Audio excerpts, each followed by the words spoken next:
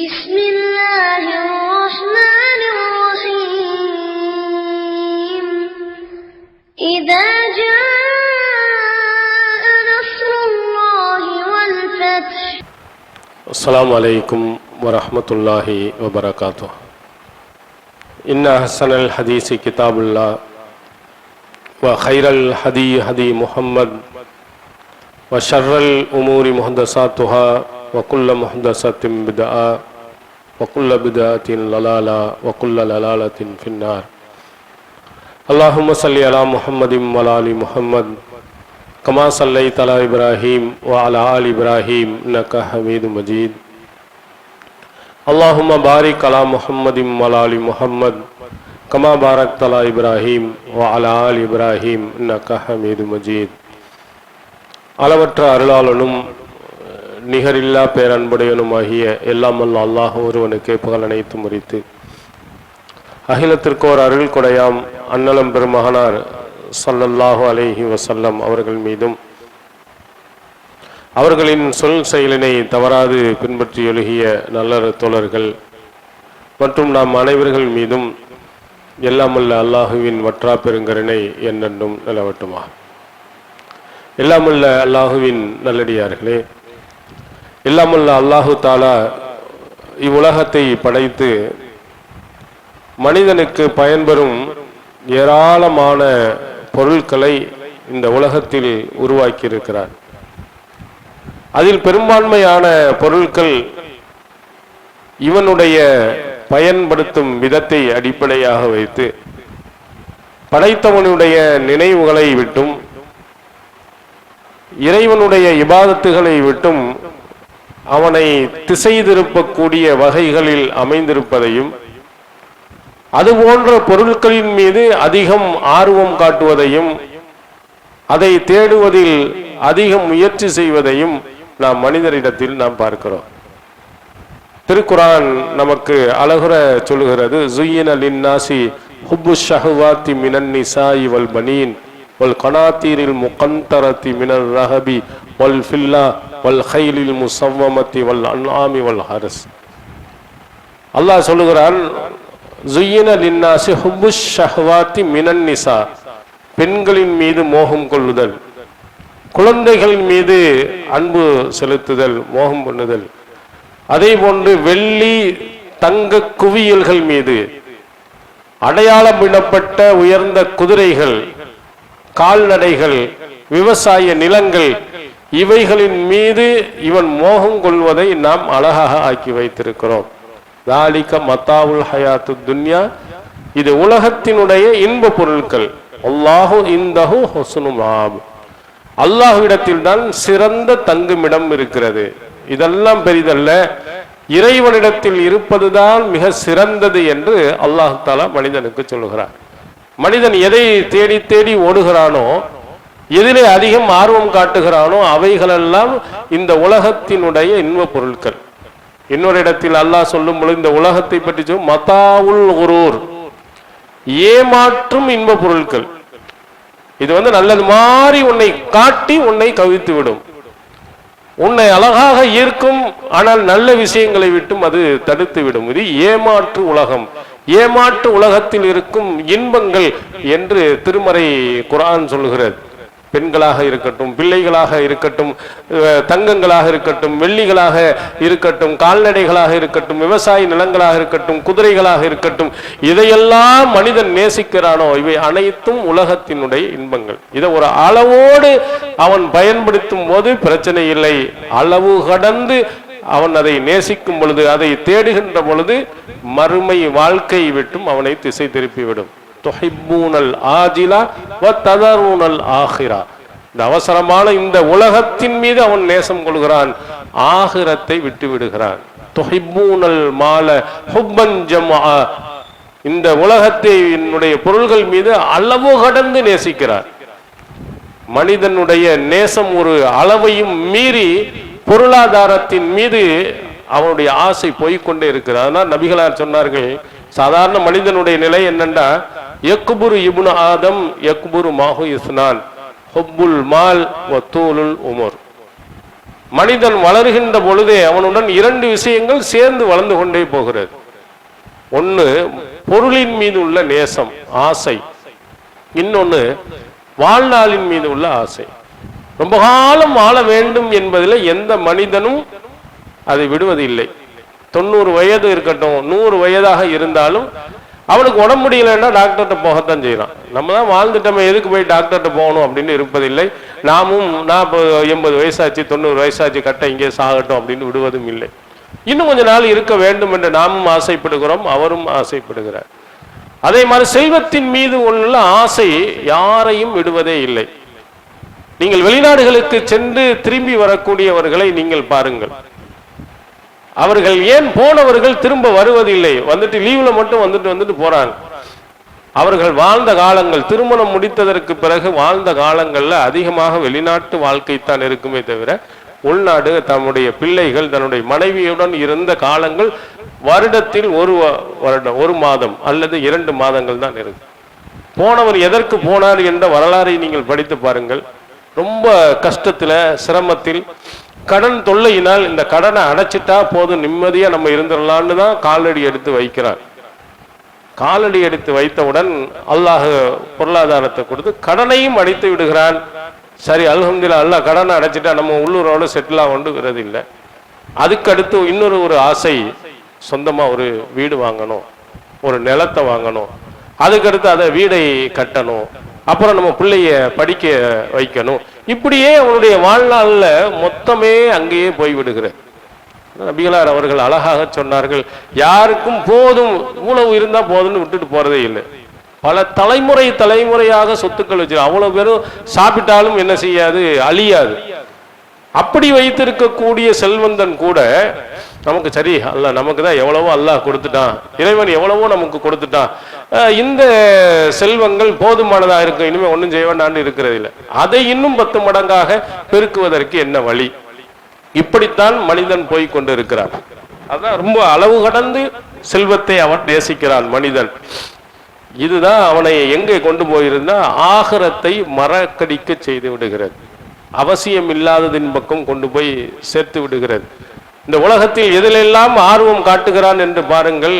வெறும் வீண் பெருமைக்காக வேண்டியும் மறுமைக்காக வேண்டி எவனும் போய் எதற்காக முயற்சி செய்வதில்லை. இப்ப சமீபத்தில் ஆப்பிள் போனும் 16 சீரியஸ் வெளியிட்டான். ஏதோ ஒரு புதுமையை என்னத்தை அதுல இருக்கோ என்னன்னு தெரியல, அதுல ஏதோ நிறைய புதுமையானதை சேர்த்திருக்கான், வாங்கணும். சரி ஏதோ ஒரு போனை வாங்குறான்னு சொன்னா காலையில 10 மணிக்கு கடை திறக்கிறான்னா 6 மணி 5 மணிக்கே போய் கியூல போய் நிக்கிறான். அந்த ஃபர்ஸ்ட் வாங்குறதுல என்ன இருக்கு, முதல் சஃப்ல வந்து நின்றா, அதாவது ஃபஜர் தொழுகையில் வந்து நின்றால், இந்த மாதிரி தொழுகையில் வாங்கு சொல்வதிலே கடமையான தொழுகை முதல் நின்றா எவ்வளவோ நன்மைகள் உண்டு, அதுல அள்ளிக்கிட்டு போகலாம். ஜும்மாவுக்கு முதல் தடவை வந்து வேண்டாம், ஒட்டகத்தினுடைய குர்பானி கொடுத்ததனுடைய நன்மை கிடைக்கும்ல நபிகளார் ஆரம்பத்தில் வேகமா வர்றதுக்கு எவ்வளவோ ஆர்வம் மூட்டி இருக்கிறாங்க. அதுல எல்லாம் எவனும் முன்னாடி கொண்டு வர்றது, அதுல போய் படுத்து கிடக்குறான். சும்மா ஓசியில கொடுக்குறான், முதல்ல வந்து ஏண்டா அப்படின்னு சொன்னாலும் பரவாயில்லை, அல்லது ஒரு பாதி விலைக்கு கொடுக்குறான்னாலும் பரவாயில்லை. அதுவும் லட்சம் கொடுத்தாதான் அந்த பொருளை கொடுக்குறான். போய் அதுல போய் கியூல போய் மனிதன் நிற்கிறான். எங்க ஓடுகிறான்னு பாருங்க, எதை நோக்கி ஓடிக்கொண்டு இருக்கிறான். இன்னும் சில கிறுக்குகள் இருக்கிறார்கள். இவன் என்னது ஏன்னா துபாய்க்கே போயிடுறான். ஏன்னா ஒரு நாள் முன்னாடி துபாயில வெளியிடுறானா, அது பெருமை, நான் அங்கேருந்து வாங்கிட்டு வந்தேன்னு இங்க வந்து காட்டுறது. துபாயில வாங்கினாலும் அதே போன் தான், இங்க வாங்கினாலும் அதே போன் தான். இதுல என்ன அவனுக்கு பெரிய பெருமை இருக்கிறது? இதுக்கு வந்து ஒரு உம்ரா செய்வதற்காக, ஒரு ஹஜ்ஜுக்கு செய்வதற்காக ஒருத்தன் போயிட்டு வந்தான்னா அல்லாஹ்வுடைய அருளை தேடி போனான்னு சந்தோஷப்படலாம். இதுக்கு ஓடுகிறான். ஆனால் ஒரு காலகட்டங்கள் இருந்தது, ஏழை மக்கள் எவ்வளவெல்லாம் கஷ்டப்பட்டு இருக்கிறாங்க, எதுக்கெல்லாம் கால்கடுக்க நின்று இருக்கிறார்கள். இன்னும் எத்தனை பேர்கள் கால்கடுக்க நிற்கிறார்கள், அவர்களை பற்றி அவன் சிந்திப்பதில்லை. ஆரம்ப காலத்துல ரேஷன் கடையை நம்பியே வாழ்ந்த குடும்பங்கள் நிறைய இருக்காங்க, இப்பவும் இருக்கிறாங்க. அத ஒரு சிலர்கள் ஒரு பாடல்களாக அழகாக சொல்லுவார். ரேஷன் கடையிலே நான் எத்தனை நேரம் நிற்பேன், காலு வலிக்குது அடி, எவ்வளவு நேரம் நிற்பது, கஷ்டத்தை பார்த்து போட்டா கஞ்சி குடிக்கணுமே, கொஞ்சம் பொறுத்துக்குருங்க, நான் வந்து நிக்கிறேன். ரேஷன் கடையில் கியூல போய் நிக்கணும் அந்த அரிசியை வாங்குறதுக்காக வேண்டி. அந்த அரிசியும் எவ்வளவு மோசமானது, அதுல சொன்ன பாடல்ல சொல்லுவான், ஊத்த புழுங்கரிசி நாத்தம் மூக்க தொலைக்குதடி, அது உள்ளே இருக்குதுன்னு நமக்கு சொல்லாம சொல்லுதடி. உள்ள பார்த்தா உள்ள போறதுக்கு முன்னாடி நாத்தம் எடுக்க அந்த புழுங்கரிசி, அதைத்தான் 10 கிலோ போறான். அந்த ஊத்த புழுங்கரிசி நாத்தம் மூக்க தொலைக்குதடி, அது உள்ளே இருக்கிறது என்று சொல்லாமல் சொல்லுதடி. மாசம் 10 கிலோ அரிசி என்று ரேஷன் கடையில் போட்டாங்க.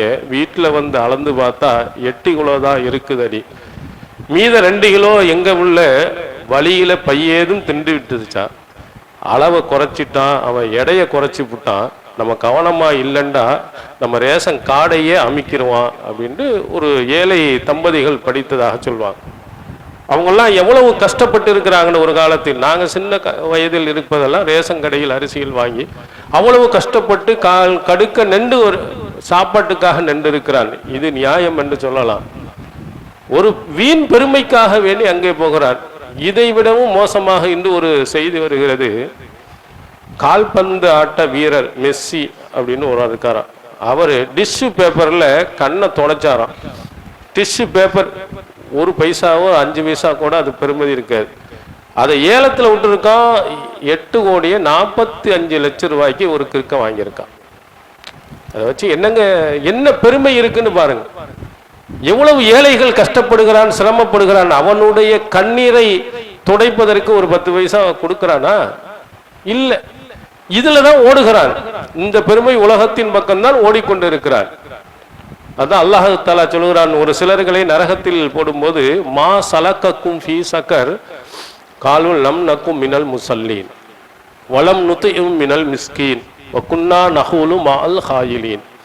உங்களை சக்கர் என்ற நரகத்துல கொண்டு வந்து போட்டதுக்கு என்ன காரணம்னா, நாங்கள் தொழுகையாளியாக இருந்ததில்லை, நாங்கள் ஏழைகளுக்கு உணவளித்ததும் இல்லை. இதுக்கும் 1 லட்ச ரூபா 2 லட்ச ரூபா ஒரு போனை கொடுத்து வாங்குவான். 8 கோடி ரூபாய்க்கு ஏலம் எடுப்பான். எவனோ பயன்படுத்தினா மூதை அப்படின்னு சொல்லிட்டு வாங்குவான். ஆனா ஏழைகளுக்கு உணவளிக்கிறது இல்லை. இந்த மாதிரி வெட்டி பேசி கொண்டிருக்கிறான்னு அவங்களோட தான் நாங்க இருந்தோம் அப்படின்னு சொல்லி அவர்களை அல்லாஹ் நரகத்துல தூக்கி போடுகிறார். அப்போ கஷ்டப்படக்கூடியவன், சிரமப்படக்கூடியவர்களுக்கு உதவ வேண்டிய ஒருவன் எது மாதிரி விஷயங்களில் தன்னுடைய பொருளாதாரத்தை செலவழிக்கிறான், எந்த பொருளாதாரத்தை தேடுகிறான் என்று பாருங்க. அதுல போய் நிற்கக்கூடிய நேரங்கள்ல தொழுகைக்கு சரியான நேரத்தில் அவன் வந்து விடுவான் என்றால், ஃபஜர் தொழுகையை ஒருவன் தொழுதான் என்று சொன்னால் அல்லாஹ்வுடைய பொறுப்பில் இருக்கிறான் நபிகளார் அவர்கள் சொன்னார். இறைவனுடைய அருளை அவன் பெற்றுக்கொள்கிறான் என்று சொன்னாங்க. அதுக்கெல்லாம் கொஞ்சம் முன்கூட்டிய நேரத்தில் வந்து இருந்து இறைவனுடைய பேரருளை பெறாமல் இது போன்ற வீணான விஷயங்களின் பக்கம்தான் மக்கள் ஓடிக்கொண்டு இருக்கிறான். அதுக்கு தான் ஆசைப்பட்டு கொண்டே இருக்கிறார். ஆனால் அல்லாஹ் தஆலா நம்மை சொல்வது ஃபஃபிர்ரு இலல்லாஹ், நீ எங்க ஓடணும்னா அல்லாஹ்வை நோக்கி ஓடிவா, படைத்தவனின் சட்டத்தின் பக்கம் ஓடிவா, இறைவன் காட்டிய அந்த வாழ்க்கையின் பக்கம் ஓடிவா, இறைவனுடைய அறிவுரையின் பக்கம் ஓடிவா, இறைவனுடைய அருளின் பக்கம் ஓடிவா. அங்க ஓட வேண்டிய இடம் அல்லாஹ்வின் பக்கம். அங்க இருப்பதுதான் நிரந்தரமானது. இது போலியான, உன்னை ஏமாற்றக்கூடிய ஒன்று. நீ எத்தனை கோடிகள் நீ சம்பாதித்தாலும் உன்னை அடக்கம் பண்ணும் போது வெறும் வெள்ளை துணியில, அந்த கஃன் துணியில கொண்டு போய் தான் வைக்க போறான். உன்னுடைய சொத்து சுகங்கள் எல்லாத்தையும் கொண்டு போய் உள்ளேயும் போட போறது இல்லை. அங்க உள்ள போய் நீ ரொம்ப சந்தோஷமாகவும் இருக்க போக வேண்டியதில்லை. நீ இந்த உலகத்திலேயே நல்லது செய்வாய் என்று சொன்னால் அந்த கபருடைய வாழ்க்கை நன்றாக இருந்திருக்கும். ஆனால் இந்த அற்பமான உலகத்திற்காக ஓடி ஓடி தேடுகிறான். நபிகளார் ஒரு அழகா சொன்னாங்க பாருங்க, இந்த உலகத்தினுடைய இன்பமும் ஆகிரத்தினுடைய இன்பமும் நீ எதை தேடி போயிட்டு இருக்கான்னு கேட்கும்போது, உங்களுடைய விரலை கடலின் உள்ளே நுழையுங்கள். எஜிஅல அஹதுக்கும் ஹாதிஹி உஸ்புஹு ஹாதிஹி ஃபில் யம் ஃபல்யன்னு பிமா தர்ஜு. சஹீஹ் முஸ்லிமில் இடம்பெறுகிற அந்த தண்ணீர்ல இருந்து கையில எவ்வளவு ஒட்டி இருக்குன்னு பாருங்க. இதான் உலகத்தின் முழு இன்பம்னு சொன்னார். கடல் எவ்வளவு நீர் நிறைந்திருக்கு. இவை அனைத்தும் மறுமையினுடைய மொத்த இன்பங்கள். ஆனா நீ உலகத்தில எல்லாத்தையும் நீ எடுத்துக்கொண்டாலும் உன்னுடைய விரலில் ஒட்டி கொண்டு இருக்கக்கூடிய இந்த தண்ணி இருக்கலாம். நான் அதுக்கு தான் ஓடுறான். எதுக்கு ஓடி இருக்கணும்? உண்மையிலேயே இந்த கடல் அளவு இன்பம் இருக்குதே, அந்த சொர்க்கத்தின் பக்கம் ஓடி இருக்கணும். ஆனா ஓடல. அல்லாஹ் ஓட சொல்லுகிறான். சாரிவு இலா மகஃபிரத்தின் வ ஜன்னா, அவனுடைய மன்னிப்பின் பக்கமும் அந்த சொர்க்கத்தின் பக்கம் விரைந்து செல்லுங்கள். சொர்க்கத்தை அடைவதற்கு உனக்கு என்னென்ன வழிகாட்டுதல் எல்லாம் இருக்குதோ அந்த வழிகாட்டுதலின் பக்கம் போ. இந்த வீணான விஷயங்களின் பக்கம் போகாது, நேரத்தை வீணடிக்காது, அதுல ஓடாது. எவ்வளவு பேர்கள் நீங்கள் பாருங்கள், பள்ளியில் தொழுவதற்கு ரொம்ப சிரமம் எடுத்துக்கொள்வான், இரவு தொழுகையில் ரொம்ப சிரமம் எடுப்பான், ரமலான் மாத தொழுகையில ரொம்ப கஷ்டம் என்று சொல்லுவான். ஆனா நைட்டு விடிய விடிய உட்கார்ந்து கிரிக்கெட் பார்த்துட்டு இருப்பான். அதுவும் இந்தியா பாகிஸ்தான் ஃபைனல் மேட்ச்ன்னு பார்த்தீங்கன்னா எங்கேயும் பயான வைக்க முடியாது. சில பயான்களை கேன்சலே பண்ணிடுறாங்க. ஏன்னா யாரும் வரமாட்டாங்க, நீங்க யார்கிட்ட பேச போறீங்க? எத்தனை மணிக்கு? அது 1 மணி 2 மணியா இருந்தாலும் சரி, வீட்டில் உட்கார்ந்துக்கிட்டு அந்த டிவியை பார்த்து கொண்டு மொத்த நேரத்தையும் அதற்கு செலவழிக்கிறான். அல்லாஹ்வுடைய மார்க்கத்திற்காக, அதை படிப்பதற்காக, அதை தேடுவதற்காக இவன் செலவழிப்பதும் இல்லை. இவனுடைய நேரங்கள் எல்லாம் வெட்டியான, அதை பார்ப்பதின் காரணத்தினால் நமக்கு என்ன ஆகிவிடப்படுது?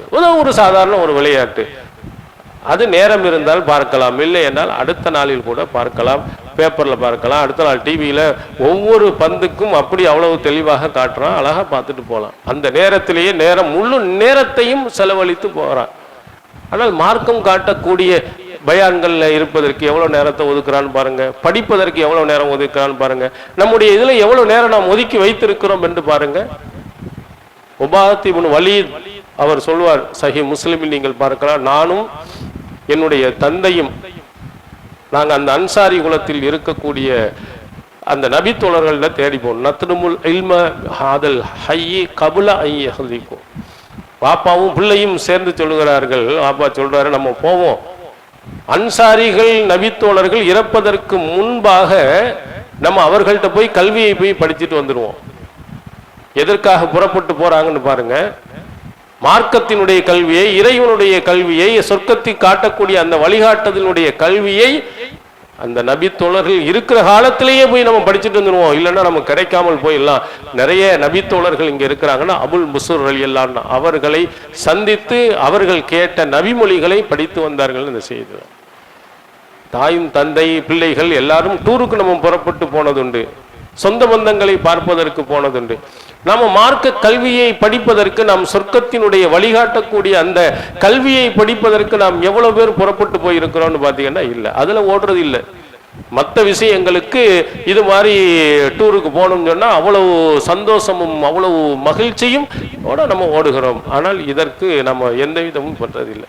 அன்னை ஆயிஷா சித்திகா ரலியல்லாஹு அன்ஹா அவர்கள் சொல்றாங்க, உருவா அவர்கள்ட்ட சொல்றாங்க, அப்துல்லா பின் அம்ரு பின் ஆஸ் ரலியல்லாஹு மாறும் பினா, நம்ம பகுதியை கடந்து செல்ல இருக்கிறான்னு ஒரு தகவல் வந்திருக்கு. எனவே ஃபல்கா, அவரை போய் சந்தி, அவரிடத்தில் மார்க்கம் தொடர்பான கேள்வியை கேளு.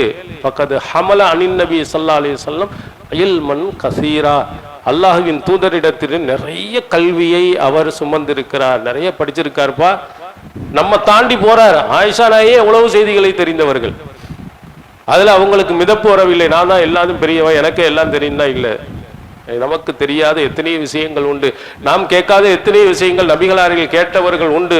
எனவே அவர்கள் சொல்லுகிறார்கள், போய் கேட்டு நபிகளாரின் உள்ள செய்திகளை அவரிடத்திலிருந்து கத்துக்கிட்டு வந்துரு அப்படின்னு சொல்றாங்க.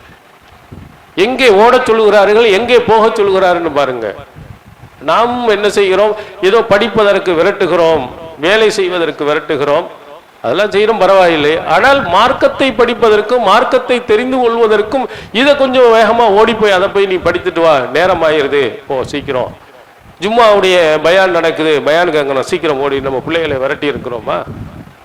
அல்லது மற்ற நேரங்களில் நடக்கக்கூடிய பயான்கள்ல நபிமொழிகள் சொல்லப்பட்டுக்கு போய் கரெக்டா போய் கேட்டு வந்துரு அப்படின்னு நம்ம விரட்டி இருக்கிறோமா? இல்லை. சொர்க்கத்தை நோக்கி, அல்லாஹுவை நோக்கி புறப்பட்டவர்களாக, அல்லாஹுடைய திருப்தியை பெற்றவர்களாக இருந்த நபிகள் பெருமானா ஸல்லல்லாஹு அலைஹி வஸல்லம் தோழர்கள் எல்லாம் தன்னுடைய நேரங்களை இது போன்று மார்க்கத்தை படிப்பதற்கு, அந்த சொர்க்கத்தை பெறுவதற்கும் என்ன செஞ்சிருக்கிறாங்க? ஓடி போய் இருக்கிறாங்க. திருக்குரான் அல்லாஹ்வின் பக்கம் ஓடச் சொல்லுகிறது, மன்னிப்பின் பக்கம் ஓடச் சொல்லுகிறது, சொர்க்கத்தின் பக்கம் ஓடச் சொல்லுகிறது. ஃபஸ்தபிகுல் ஹைராத், நன்மையான மார்க்கம் சொல்லும் நன்மையான காரியங்கள்ல முதல்ல போய் நெல்லு. செல்போன் வாங்குறதுல போய் முதல்ல நிக்காத, இபாதத்துகள்ல அல்லாஹ்வுடைய கடமைகளை நிறைவேற்றுவதில் நீ ஃபர்ஸ்ட்ல போய் நெல்லு. மார்க்கத்தினுடைய சட்டதிட்டங்களை புரிவதில் தெரிந்து கொள்வதில் நீ முதலாளாக நெல்லு. இப்படித்தான் இஸ்லாம் வழிகாட்டுதே தவிர வீண் பெருமைகள் இதன் மூலமாக தான் பெரிய ஆளாகிவிட்டோம் என்பதை பகட்டை காட்டுவதற்கு அது போன்ற காரியங்களுக்கு முந்தி போவதை சொல்லவில்லை. இதெல்லாம் வெறும் ஏமாற்று உலகம் என்பதை நீங்கள் ஆழமாக பதிய வைத்துக் கொள்ளுங்கள் என்று சொல்லுகிறார். நபி ஸல்லல்லாஹு அலைஹி வஸல்லம் அவர்கள் சொர்க்கத்தை பற்றியும் சொர்க்கத்தில் கிடைக்கும் இன்பங்களை பற்றியும் நிறைய அழகா சொல்லி இருக்கிறார். நபிமொழிகள் சொல்லப்பட்ட புகாரியில் நீங்கள் பார்க்கலாம், மௌலிய சௌத்தின் ஃபில் ஜன்னா ஹைரும் மினத் துன்யா வமா ஃபீஹா. சொர்க்கத்தில் ஒரு சாட்டை இடம் கிடைப்பது உலகத்தில் இருப்பதை விட சிறந்தது. உலகத்தையே உங்களுக்கு எழுதி வைத்து உலகத்தினுடைய பொருள்கள் அனைத்தும் உங்களுக்கு கொடுத்தாலும் ஒரு கை நீளம் ஒரு சாட்டை அளவுக்கு சொர்க்கத்தில் கிடைக்கும் இடம்தான் பெரிதாக இருக்கும், அதனுடைய இன்பம் தான் பெரிதுன்னு சொன்னார். திருக்குரான் சொர்க்கத்தில் கிடைக்கும் எத்தனையோ விதமான இன்பங்களை பலவிதமாக நமக்கு விவரித்து சொல்கிறார். சொல்லிட்டு கடைசியில் அல்லாஹ் சொல்கிறான், ஃபல் யதனாஃபஸில் முத்தனாஃபிஸூன், போட்டி போடக்கூடியவர்கள் இதிலே போட்டி போட்டுக்கொள்ளட்டும். நான் தான் ஃபர்ஸ்ட், நீ தான் ஃபர்ஸ்ட், என்னட்ட தான் இருக்கு உன்னிட்ட இல்ல பெருமை பேசுகிறீர்களே, எதுல பேசணும்? சொர்க்கத்தை அடைவதில் பேசுங்க, சொர்க்கத்தை அடைவதில் முயற்சி பண்ணுங்க. போட்டி போட்டுக்கொண்டு நான் சொர்க்கத்தை அடைய போகிறேன் என்பதில் முதலிடத்தில் நீங்கள் வாருங்கள். அம்மா அதுல இல்லை. வீட்டில் வீடு ஒரு வீடு இல்லைனாலும் 2 வீடு 3 வீடு 4 வீடு நிறைய நம்ம வாங்கி சொத்துக்களை சேர்க்கிறோம். என்றாவது ஒரு நாள் நம்முடைய உள்ளத்துல சொர்க்கத்தில் ஒரு வீடு நமக்கு கிடைக்கணுமே, அதுக்கு ரசூல் ஸல்லல்லாஹு அலைஹி வஸல்லம் சொன்ன அந்த ஒன்றை செய்யற முயற்சி பண்ணி இருக்கிறோமா? ரொம்ப அரிதானவர்கள். மன் பனாலில்லாஹி மஸ்ஜிதன் யபுதகி பிஹி வஜ்ஹல்லாஹ் பனல்லாஹு லஹு பைத்தன் ஃபில் ஜன்னா. அல்லாஹ்வின் திருப்தியை நாடி ஒருவர் பள்ளியாசலை கட்டினால் அவருக்கு அல்லாஹ் சொர்க்கத்தில் ஒரு வீட்டை கட்டுகிறார். நம்ம வாழ்றதுக்கு ஒரு வீடு வாங்கணும், நம்ம பிள்ளைகளுக்கு 2 வீடை வாங்கணும், அதோட நம்ம சொர்க்கத்தில் ஒரு வீடு வாங்கணும்னு ஒரு பள்ளியாசலை நாம் கட்டி கொடுப்போம் அப்படின்னு ஒரு முயற்சி நம்ம பண்ணியிருக்கிறோமா? நம்ம சொத்து சேர்க்கிறோம், சரி நல்லது, தர்மம் செய்ய, மற்ற நம்ம சொந்த பிள்ளைகளை எல்லாம் நல்ல நிலையில் வைத்துக்கொள்ள. நம்ம சொர்க்கத்தில் ஒரு வீட்டுக்கு போகணுமே, இந்த வீடோட ஒரு 4வதாக ஒரு பள்ளியாசல் வாங்கி கட்டி கொடுப்போம். அது எனக்கு என்னுடைய ஒரு எண்ணம், என்னுடைய ஒரு ஹாஜத்து. எங்க பள்ளியாசல் இல்லையோ, எந்த இடத்தில் பள்ளியாசல் இல்லாமல் இருக்கிறதோ, மக்கள் தேவை இருக்கிறாங்களோ அந்த இடங்கள்ல ஒரு பள்ளியாசலை நம்ம கட்டி கொடுக்கணும். ஒரு வீடு வாங்குற மாதிரி, ஒரு சொத்து வாங்குற மாதிரி, ஒரு நகையை நாம் வாங்குற மாதிரி நம்முடைய எண்ணத்துல பொருளாதாரம் உள்ளவர்கள் ஒரு பள்ளியாசலை முழுசா நம்ம கட்டி கொடுப்போம். அதன் மூலமாக நமக்கு அல்லாஹ் நன்மைகளை தரட்டும், மறுமையில் சொர்க்கத்தை தரட்டும். ஆசை உண்டா? இல்லை. ஆனா நபித்தோழர்கள் சொர்க்கம் கிடைக்கிறது என்று சொன்னால் அது என்ன காரியமாக உயிரையே கொடுப்பதனால் ஃபர்ஸ்ட்ல போய் கொடுத்திருக்கிறார். சஹீஹ் முஸ்லிமில் இடம் வருகிறது, ஒருவர் சொல்லுகிறார், யா ரசூலுல்லாஹ் ஐன அன யா ரசூலுல்லாஹ் இன் குத்தில்து. இந்த போர்க்களத்துல நான் கொல்லப்பட்டு விட்டால் நான் எங்கே இருப்பேன்? ஃபில் ஜன்னா, சொர்க்கத்தில் இருப்பாய். ஷஹீதுடைய அந்தஸ்து சொர்க்கம்டான், நீ போயிடலாம். கேட்ட உடனே கையில பேரித்தம்பளம் வச்சிருக்காரு, அந்த பேரித்தம்பளத்தோட முழுசா சாப்பிடல. ஃபால்கா தமராத்தின் குன்னஃபி யதிஹி, தன் கையில் இருந்த பேரித்தம்பளங்கள்லாம் தூக்கி எறிந்து விட்டு போர்க்களத்தில் போய் ஷஹீதாகிறார். அப்படின்னு பாருங்க. சொர்க்கம் கிடைக்கிறது என்று சொன்னால் தன்னுடைய உயிரையே கொடுப்பதற்கு அவர் முன் தன்னுடைய உயிரையும் கொடுத்தார். ஏன்னா சொர்க்கத்துக்கு ஈடு வேற எந்த பொருளும் உலகத்தில் கிடையாது. சொர்க்கம் நமக்கு கிடைக்கும் என்று சொன்னால் எதையும் நாம் இழக்கலாம், எவ்வளவு சிரமத்தையும் நாம் ஏற்கலாம். ஏன்னா அதற்கு ஈடான உலகத்தில் மறுமையில் எந்த பொருளுமே கிடையாது. அவ்வளவு முக்கியமான அந்த சொர்க்கத்தை பெறுவதற்கு நபி ஸல்லல்லாஹு அலைஹி வஸல்லம் அவர்கள் எதையெல்லாம் சொன்னாங்களோ அதெல்லாம் முதல்ல செஞ்சிருங்க. உஹது போர்க்களத்தில் நபிகளார் சொல்லுறாங்க, மை யருத்துஹு அன்னா ஃபலஹுல் ஜன்னா. யார் இந்த எதிரிகளிடம் இருந்து இந்த மக்களை காப்பாற்றுகிறாரோ அவருக்கு சொர்க்கம் உண்டு. உடனே ஒருவர் போர்க்களத்தில் போய் நின்று போராடுறார், ஷஹீதாக்கப்படுறார். நபிகளார் சொல்லுகிறார்கள், இந்த போர்க்களத்தில் போய் நின்று அந்த எதிரியை தாக்கினீன்னா அவனை கன்ஃபார்மா சொர்க்கம். உடனே உயிரை கொடுக்கிறார். 2வதாக போறார், அவரும் போர்க்களத்தில் போராடி அவரும் ஷஹீதாகிறார். எத்தனை வேணா ஹத்தா குத்தில சபா, மொத்தம் 7 நபர்கள் தன்னுடைய உயிரை கொடுக்கிறார். ஃபர்ஸ்ட் போனவர் சரின்னு சொல்லலாம், ரெண்டாவது ஐயோ இவரும் செத்துட்டாரு, மூணாவது ஐயோ அவரும் செத்துட்டாரு, நம்ம எப்படி போவோமான்னு நமக்கு பயம் வரும். உயிர் போனாலும் பரவாயில்லை, சொர்க்கத்தில் இடம் கிடைக்கிறது என்று சொன்னால் அது எனக்கு தேவை என்று ஓடினார். பார்த்தீர்களா? அது மாதிரி நபிமொழிகளை படிக்கும் போது, ஹதீசுகளை படிக்கும் போது சொர்க்கம் கிடைக்குமானால், அவனுடைய மன்னிப்பு கிடைக்கும் என்றால், அவனுடைய அருள் கிடைக்குமானால் நம்ம எதையும் விளக்கிறதுக்கு தயாரா இருக்கணும். ஹாரிசா என்ற ஒருவர் சஹீல் புகாரியில் இடம்பெறுகிறது, போர்க்களத்தில் கொல்லப்பட்டு விடுகிறார். அவங்களுடைய தாய் உம்மு ஹாரிசா ரலியல்லாஹு அன்ஹா அல்லாஹ்வின் தூதரிடத்தில் வந்து கேட்கிறார், அலா துஹத்திஸினி அன் ஹாரிசா, அல்லாஹ்வின் தூதர் அவர்களே, ஹாரிசாவை பற்றி எனக்கு தகவல் சொல்ல மாட்டீர்களா? வயின் கான ஃபில் ஜன்னா, என்னுடைய மகன் சொர்க்கத்தில் இருப்பான் என்றால் சபர்து, நான் பொறுத்துக் கொள்கிறேன். என் பிள்ளை சொர்க்கவாதியாக ஆகுவான், அதனால் அவனுடைய உயிர் போகுமானால் நான் கண்டிப்பாக சபுரை இருக்கிறேன், நான் பொறுமையாக நான் இருந்து கொள்கிறேன். அது இல்லை என்றால் என்னால் தாங்கிக் கொள்ள முடியாது, நான் அழுது விடுவேன். அல்லாஹ்வின் தூதர் அவர்களே, ஒரு தாயின் வாசகத்தை பாருங்கள், சொர்க்கம் என் பிள்ளைக்கு கிடைக்குமானால் என்னுடைய பிள்ளை போனாலும் கூட பரவாயில்லை, ஆனா அவனுக்கு அதுதான் முதலிடம், அதுதான் முக்கியம் என்பதை உணர்ந்தார்கள். பார்த்தீர்களா? அப்ப ரசூலுல்லாஹ் சொன்னாங்க, சொர்க்கத்தில் நிறைய சொர்க்கம் உண்டு, அதுல உயர்ந்த சொர்க்கம் ஜன்னத்துல் ஃபிர்தௌஸ். இன்ன இப்னக்க ஹாதா, இந்த உன்னுடைய மகன் அசாபல் ஃபிர்தௌஸல் ஆலா, ஜன்னத்துல் ஃபிர்தௌஸை அடைந்து விட்டான் என்று சொன்னார்கள். அந்த தாய் மகிழ்ச்சி அடைந்தார். ஒவ்வொரு பெற்றோருக்கும் தான் பிள்ளை சொர்க்கவாதி ஆக வேண்டும் என்ற எண்ணம் இருக்கும். எண்ணம் மட்டும் உள்ளத்தில் இருந்தால் பத்தாது, அந்த பிள்ளையை சொர்க்கவாதியாக உருவாக்குவதற்குரிய முயற்சியில் இருக்கணும், அதற்காக ஓடணும், அதற்காக தேடணும். என்னென்ன வழிமுறைகள் எல்லாம் நம்முடைய பிள்ளையை சொர்க்கத்தில் கொண்டு போய் சேர்க்குமோ அத்தனை வழிமுறைகளையும் செய்யும் பொழுதுதான் உண்மையான சிறந்த பெற்றோராக ஆக முடியும். அல்லாஹ்வின் தூதருடைய காலத்தில் ஒவ்வொரு நபித்தோழர்களும் எப்படி இந்த சொர்க்கத்தை அடைவதற்காக தன்னுடைய உயிரையும் இழப்பதற்கு முன் வந்தார்களோ, அதுபோன்று நம்முடைய சில கஷ்டங்களை, சில சிரமங்களை, ஒரு சொர்க்கத்தை அடையினா சாதாரணமாக நாம் அடைய முடியாது என்பதை அல்லாஹ் சொல்லுகிறார். வஸுல்ஸிலு ஸில்ஸாலன் ஷதீதா, மிக கடுமையாக உலுக்கி எடுக்கப்பட்டார்கள், இறை தூதர்கள் கூட உலுக்கி எடுக்கப்பட்டாங்க. சொர்க்கத்தை சாதாரணமாக அடைய முடியாது, அதுல சில சிரமங்கள் இருக்கத்தான் செய்யும். சொர்க்கத்துக்காக அந்த சிரமங்களை நாம் பொறுத்து கொண்டு அல்லாஹின் பக்கம் விரைந்தோடி இறைவனுடைய அருளை பெறுவதிலேயும் அவனுடைய அறிவுரைகளை பெறுவதிலேயும் நம்முடைய நேரங்களை செலவிடுவோம். எல்லாம் அல்லாஹு தஆலா நாம் அனைவர்களையும் அப்படிப்பட்ட சொர்க்கவாதியாக ஆக்கி அருள்வானாக. வாஹிர் தாவானா அல்ஹம்துலில்லாஹ். அல்ஹம்துலில்லாஹ்.